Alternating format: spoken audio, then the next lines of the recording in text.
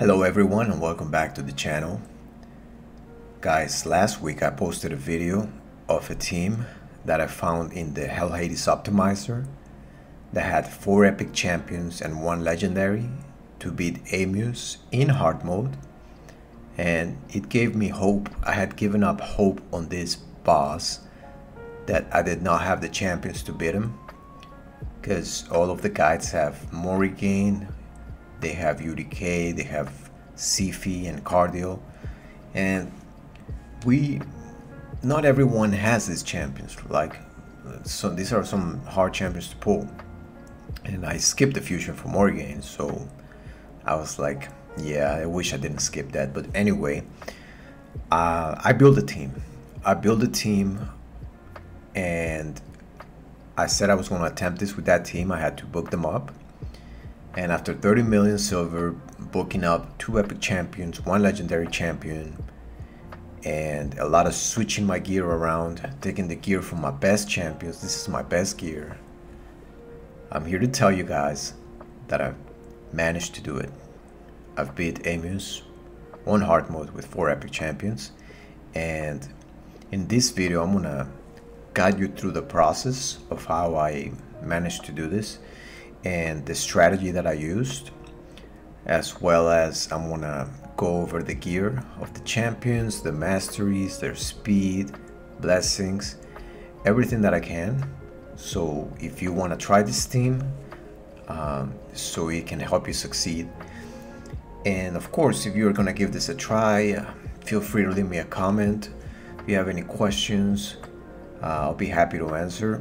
I don't recommend trying this unless you're ready to spend at least 30 million silver in regearing your champions. It definitely took a lot of silver and moving a lot of gear around. And I guess I'll let you know in the end if I think it's worth it or not. But yeah, so let's get going. And first I would like to show you the best teams in my clan, and I will show you here the champions that I used. Turns taken, and these are it right here. This is just proof to show you that I beat him.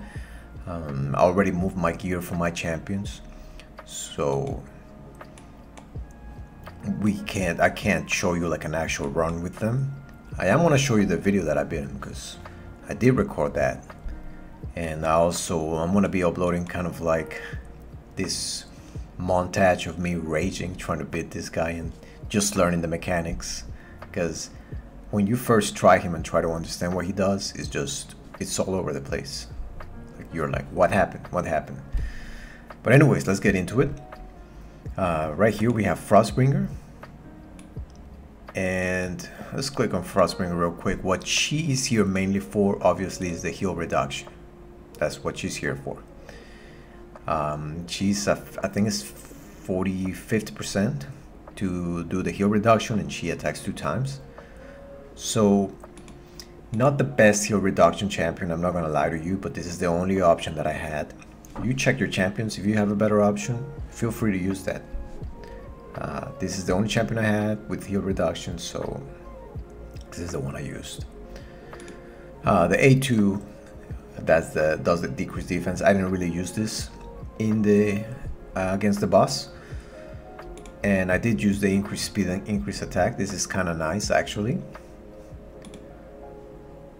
Next up we have Masteries Mage, who's it's hard to replace. Basically, he's your block debuff champion, and that's kind of needed when the boss does his AoE stun. You do want to block that so you can, you can attack, you can do your turns, try to place that heal reduction and whatnot. So what he does is he brings 3 buffs. Critical rate doesn't really matter, but increased defense and block debuffs, they're a big help. And as you can see, it's for 1 turn, but I'm going to show you something in a second. Also, I want to mention that he has these remove debuffs. So sometimes in the runs, what was happening is I have block debuffs up, but he still managed to stun some of my champions and do damage. He will come in and he would remove the debuffs and heal them, so they will still take their turn. It was very useful. So these 2 skills, don't underestimate them. If you don't have a better option, he is a great champion to build for this boss. Now, next champion that I think is key in this team is Godseeker. Godseeker, you know, she brings the heals. She heals all allies by 15% of the HP, and she extends the buffs that Mausoleum Mage puts out. So that's pretty good. She also has a her passive that revives a dead ally, and she also has a revive. But you don't really want to be using this when the boss does his A1 nuke on the second form, because you're pretty much dead at that point. But this is useful when you know, just to clutch things out, like on the first phase. If someone dies, she can bring them back up and reset their skills. Now next up, now in the video that I saw, there was Deacon being used, and it was a Deacon with 6 stars. And until I actually fought the boss, I realized that he wasn't there for the utility on the skills, but rather for the 6-star blessing that that person had. So very important in this boss is that you use a champion with a high awakening. As you can see, I have a few options, and it's very important that you use. It doesn't matter if the kit is not that good. For example, Seeker, he doesn't have a lot of utility. He doesn't bring decreased attack or anything like that. He does bring the meter boost, which is nice, but this is the champion that I used. So it doesn't matter, it could be a rare. If I didn't have my Seeker, I would have tried this with Frozen Banshee. And I'm gonna tell you why that's important. You probably, or if you've done some research on this boss, you probably already know why. But basically what the awakening does is that the boss has an attack on his A1 on the second form that attacks an enemy 2 times, and he's going to go for your champion with the lowest HP. But if they're high awakening, he's not going to do as much damage as if they were 0 awakening. You go in here with 0 awakening, he's going to one-shot your champion. And if this skill, the A1 on the second form, hits and he kills a champion, he's just gonna put your guys to sleep, do it again, put your guys to sleep, do it again, and just, you're pretty much dead by that point. So it's very important that we have a high awakening champion. And if I didn't have Frozen Banshee, I would have had to build 3-star Believer. What I'm saying is you need a high awakening champion, preferably. So in this case I use Seeker because I have cruelty on him. It was just the best option for me. He also puts increased defense when he's attacked and he falls under 50% HP, I believe his passive does that. When hit with a critical hit, and he has a 5-turn cooldown. Okay, so that's what he was doing. 5-turn cooldown, he puts increased defense. It's kind of useful. It could mess you up on the second form if you're not careful, but I assume you're gonna use your high blessing champion. And if you use Seeker with 6 stars by some reason, then you will see how I did it. So you can just copy everything. And the last champion, which is the hardest champion to get, would be your DPS. Your DPS could also be your awakening champion. If you have maybe a decent high awakening legendary, you could use that as your DPS. I use Nishak, and this is what the team that was suggested in the Hell Hades optimizer also used. And Nishak is kind of like playing Russian roulette pretty much, because he just places, sometimes he places no bombs and sometimes he places 3 bombs, and it's a pain when he has that deep of bar full and you can't place decreased attack or heal reduction. But with enough RNG I was able to manage to do it. But basically, yeah, I put Brimstone on him. Brimstone is nice for that extra damage. I suggest if you use a legendary champion with high accuracy like Nishak, that you put Brimstone on them, because that will help you take down the boss faster. He also has a decreased attack on his A2, And he also has this attack that puts bombs. So he's just putting DPS is coming from bombs and poison pretty much. And this is the team. Now let's go over the gear. Let's go over the masteries first. And you will see that I have switched my gear around. I don't have the same gear I had anymore, but I will show you the gear that I had on the optimizer. So masteries, this is my clan boss champion, so I have clan boss masteries. Obviously, whatever your awakening champion is, you're gonna have to build them however you need to for this boss. So this spot depends more on who your awakening champion is. I have a Godseeker and Eerie in a very tanky build. And I even have max HP on her. This is a build I used for Iron Twins and Sand Devils, so I didn't feel like switching the masteries just for this boss. But I think she has a lot of optimal masteries here with the increased heal. Next up we have Mausoleum Mage. Mausoleum Mage could have used better masteries.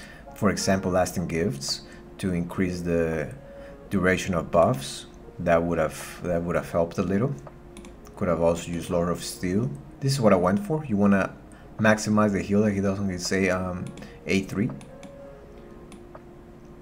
Who else do we have? We have Frostbringer. Frostbringer, as you can see, I did not build many masteries on her, just a little bit of accuracy. This doesn't really matter.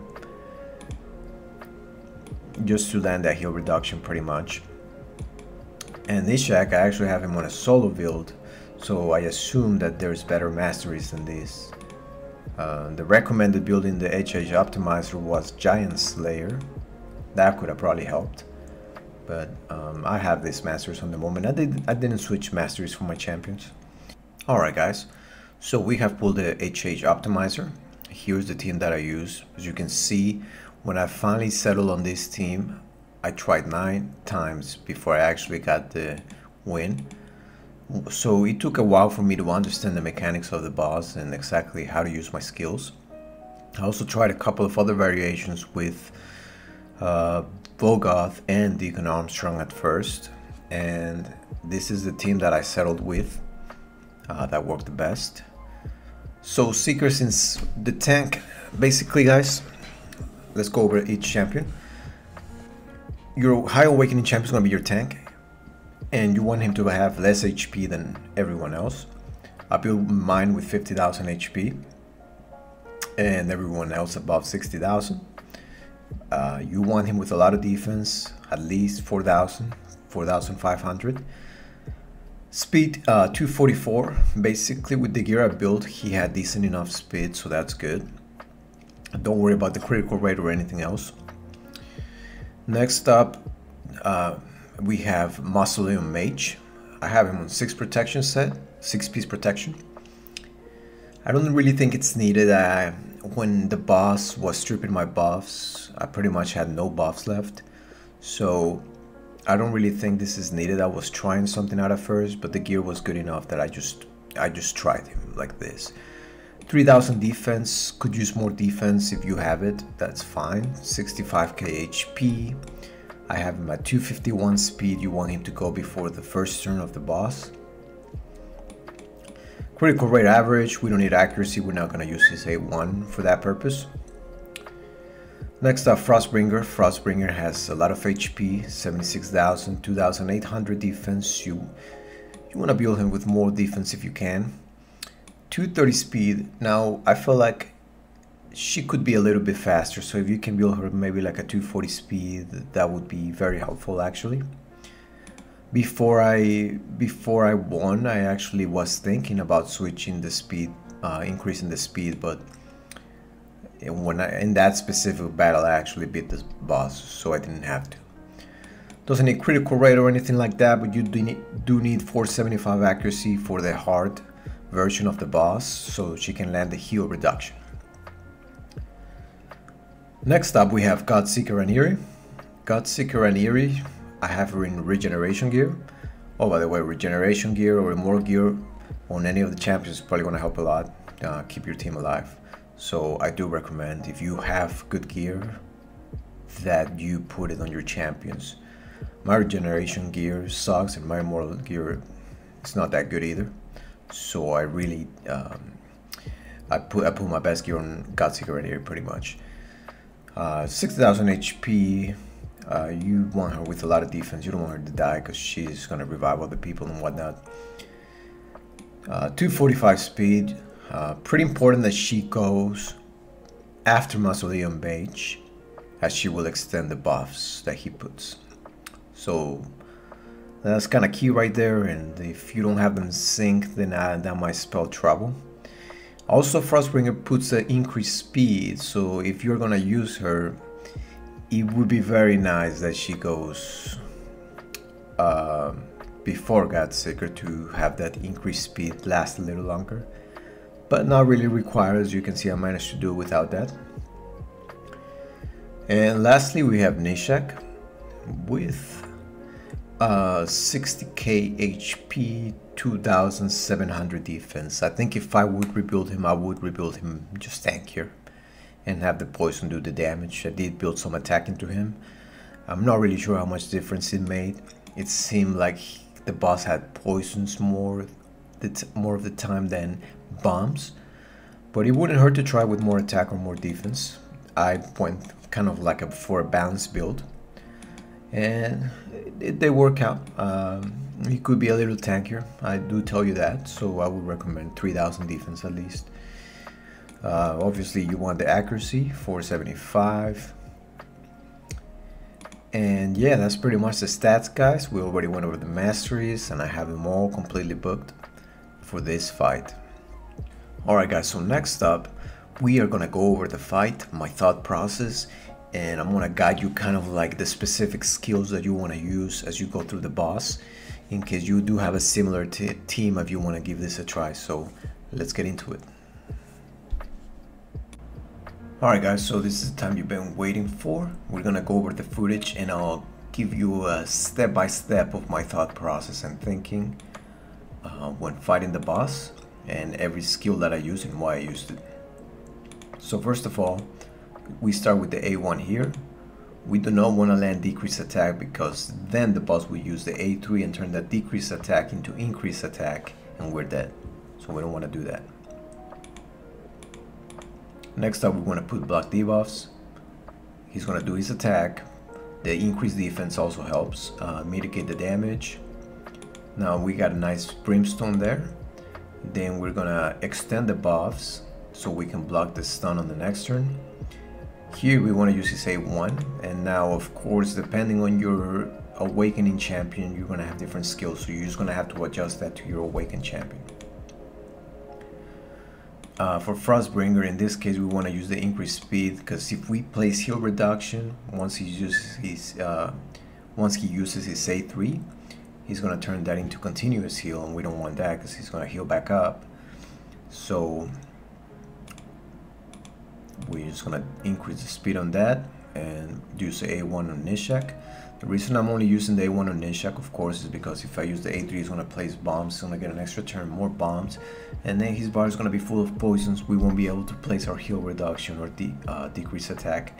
And that's just the thing with Nishak. Sometimes he just places too many bombs for this fight, but he also brings the damage and decrease attack, so it's kind of like, you know, good thing and bad thing. Here I'm deciding if I want to do heal up. There's a he tried to stun. Of course we have block debuffs, that's why we have the mage and Godseeker. Do a little attack, and now we want to get rid of the buffs pretty much as fast as possible, because he's once he transforms, he's going to turn all the buffs into debuffs, and then increase defense into decrease defense into we dead. So we don't want that. We want to be alive. Now here I'm trying to decide if I want to do the decrease attack. Here I place decrease attack, and lucky for me at 3 turns, so I pretty much guarantee it on his next attack, on his next 2 attacks, I believe. Yeah. Now we do his A1, and we just fight as normal. Before he transforms, you don't want to put, again, very important, you don't want to put any buffs up. You want to get rid of him. We place our heal reduction. And there's Seeker. We're getting rid of our increased defense, which is good. And here I'm deciding whether I want to heal or not. Usually I want to heal here because I don't want to waste any turns on the skills. Unless they're at full HP here, then obviously you want to save it then. There's a transformation, and he went for the A1. The reason he did that is because we don't have any buffs that he can transform. So if you had like some buffs in there, then he would use the A3 instead. So he used the A1, and because this is why it's important to have a high awakened champion. Seeker is 6 stars, you saw he barely did any damage. So that's why. Also he had decreased attack, obviously, so that kind of helps too. Place back our heal reduction, and here I'm deciding whether I want to increase attack or not. Now in retrospect, in my opinion, I should have increased attack here. I don't think I did, because he would have used his A3 in that case. And I'm gonna tell you why in a second. Basically, what happened in this run is that he triggered Seeker's passive, and Seeker put increased defense on all of us. And I got lucky here, but that's a big problem. Here I place Brimstone, so that's good. When he transforms, you want to have heal reduction on him. He has 1 turn left, so I want to put more of him. Because when he transforms, he gains a lot of life if you don't have heal reduction on him. Alright, so the mage should attack here. I'm really thinking about this here. There's the Seeker passive that I was worried about. So I don't remember if he did his A3 or if he transformed or not. I guess we'll see. I was a little worried here that he might kill me. Of course, keeping that heal reduction on him. I don't have any heals for Seeker here, so it's just gonna happen. So he just transforms. So it looks like when the boss takes 2 turns on his alternate form, he transforms back, right? So here he dies, but because it wasn't with the A1, he's not gonna go into the cycle of using A1, A3, A1, A3 and kill everyone. He transforms. So Seeker did that, but we have the God Seeker, and that's why she's very nice to have in case something like this happens. The run is not ruined. Alright, so, and here we go back to the same strategy at first. We don't want to place decreased attack until he uses A3. Same with heal reduction. So now I'll place the buffs because I want him to take a turn before I do the decreased attack. And here we go. We're gonna block the stun.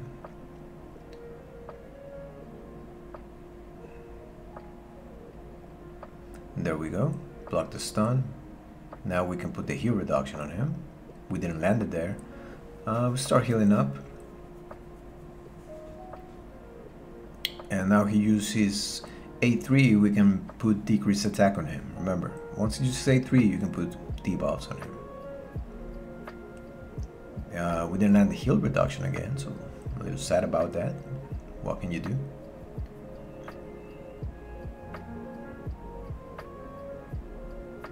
Just going through the motions. There I landed a lot of debuffs. There he uses A3. And I believe because I had some buffs on me, yeah, see I have these buffs on me. He used his A3 into his A2. If I didn't have any buffs, then he would have just done the A1, but sometimes you just can't time it. Like, you can't time it, you just gotta go through it. So here I'm counting how many points. I'm trying to land the heal reduction. I'm trying to find a way. But that's the thing with Nishak, sometimes you just put too many debuffs, you can't land your heal reduction. I believe he's gonna A1 here, one after Seeker again, because he's got the lowest HP. Very important, guys. Very important he goes after Seeker, otherwise It's a wipe, pretty much. It's very important that he goes after your High Awakening champion. Here I'm trying to decide if I want to put decreased attack on him or not. What I really want to do is put heal reduction on him. So I was hoping that I didn't place any bombs there so I can place heal reduction, but it didn't happen.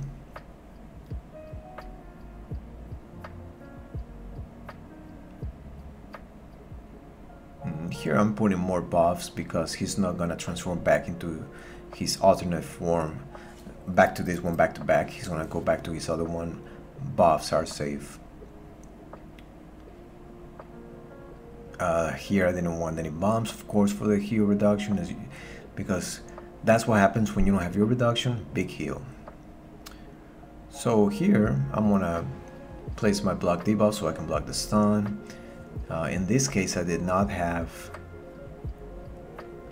the Godseeker extended, so I could not place the block debuffs. I got a few guys stunned, but Mage is very useful.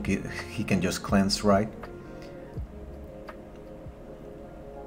And here I'm deciding if I want to increase speed or not. I went for the increased speed here.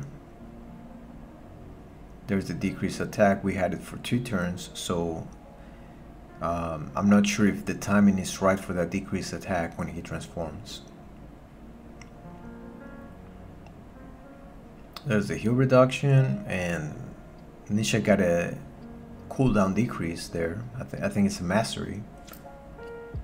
So he's going to be able to place decreased attack next turn, and we do want that. He transformed already. He changed some debuffs into decreased attack and decreased speed. Luckily we didn't have any increased defense, or that would have been bad. And there you go, he does his attack. We're pretty close to beating him now. Now here I went with the A1, and I don't know if that was the best option. Decrease attack seemed like it was a possibility, but he's gonna heal next turn, right? I need that heal reduction on him. And there you go, we got the heal reduction. And so that guarantees that he won't heal when he transforms. But he killed my Seeker, and that's a big problem. Because now, look at that. Everybody has decreased defense, guys. And I gotta tell you, when this happened, oh my god, I was like, so I did not give up here, because as you can see he has poisons, and I'm hoping the poisons will kill him. Fortunately he goes for his A3, and then he goes for his A1, and that kills the boss. And that's it, guys. That's what happened. That's the team. It took a while to get there. I could say it took about 3 hours of my time. I would say if I knew how the mechanics worked completely, would have probably cut that by half, and I could probably do it easier next time. Maybe 1 hour or so with the same team. So at least I know I have the stats saved. And its stats are saved in how Hades optimizer, so they'll be there for everyone to see. But yeah, that's pretty much it, guys. Let me know if you have any questions in the comments. Support the video, like and subscribe so the algorithm, shows this to other people. And thank you for watching. Hope you guys have a great one.